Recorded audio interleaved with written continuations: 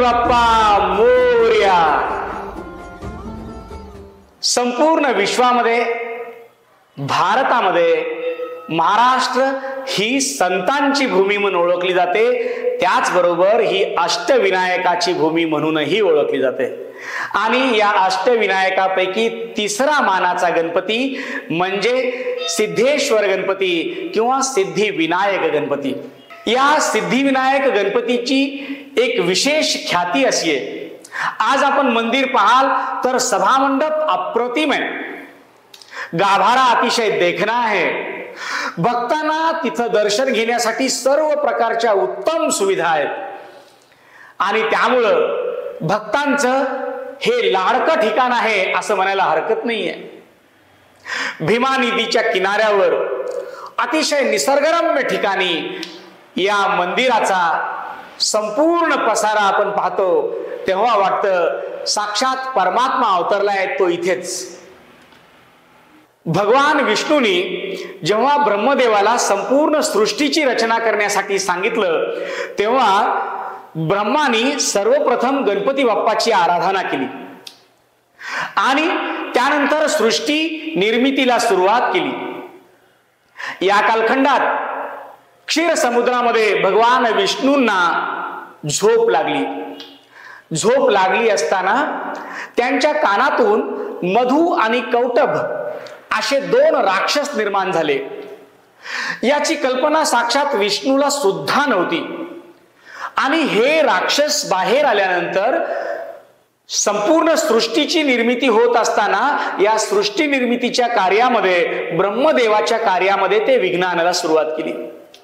साहजिकच ब्रह्मदेवानी याची सूचना भगवान विष्णूला दिली आणि सांगितलं, भगवान विष्णू आपल्याच कानातून ज्यांचा जन्म झाला आहे ते मधु आणि कौटभ असे दोन राक्षस आम्हाला या सृष्टी निर्मितीच्या कार्यात अतिशय त्रास देत आहेत. भगवान विष्णूंनी त्यांच्याशी युद्ध केलं, पण काय वेगळी योग्यता म्हणावी मधु आणि कौटभाची की ते हारले नाहीत. भगवान विष्णूंनी भगवान शंकरांना विचारलं की नेमकं याचं काय कारण असावं की माझ्याच कानातून निर्माण झालेल्या या दोन राक्षसांचा पराभव मलाच करता येऊ नये. भगवान शंकरांनी सांगितलं की युद्धाआरंभी तुम्ही गणेशाची प्रार्थना करा. आजही आपण प्रत्येक कार्याच्या अगोदर, प्रत्येक आरतीच्या अगोदर सर्वप्रथम आरती जर कोणती घेत असू तर ती म्हणजे भगवान गणपती बाप्पाची.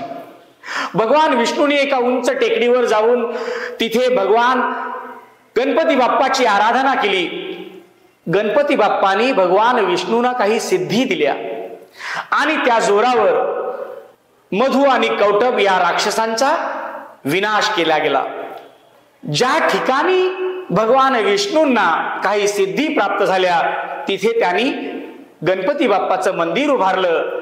प्राप्त झालेल्या सिद्धी आणि गणपती बाप्पा यामुळं हे गणपती बाप्पाचं स्थान सिद्धेश्वर किंवा सिद्धी विनायक असं एका वेगळ्याच नावानं प्रचलित झालं.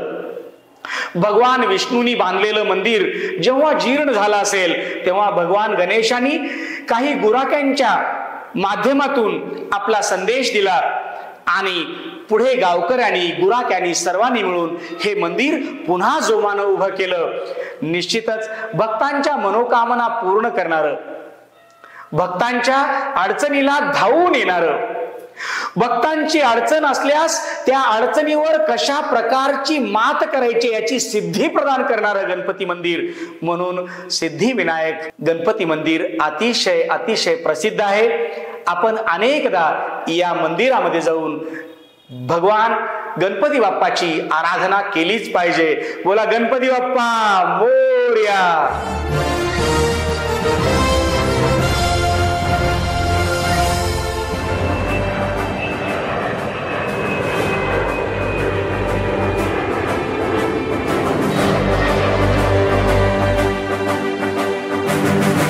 अभी आपने यात्रा का वर्णन सुना, कैसा लगा आपको?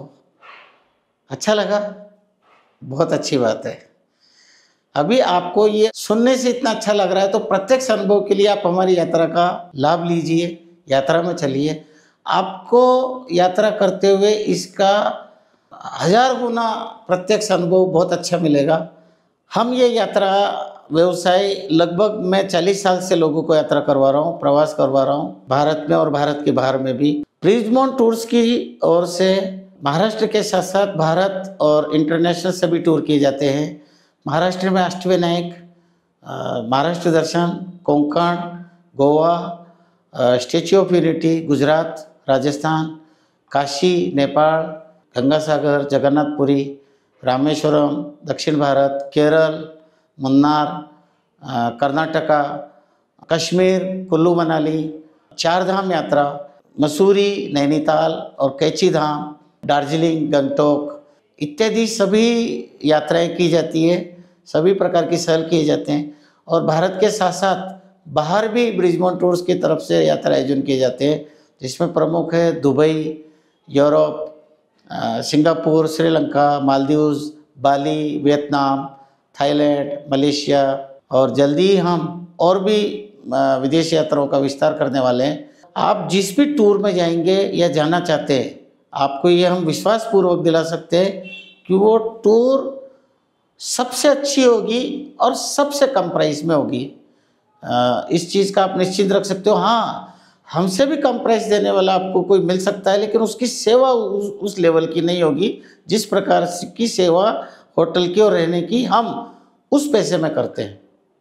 जीवन में यात्रा का, प्रवास का बहुत महत्व है। आपका जीवन समृद्ध होता है, उसको करना ही चाहिए और आप उसके लिए ब्रिजमोन टूर्स को ज़रूर सेवा का मौका दें। हम आपकी सेवा करके हमारे को बहुत आनंद होगा और अच्छी से आपकी सेवा रहेगी, ये विश्वास दिला सकते हैं।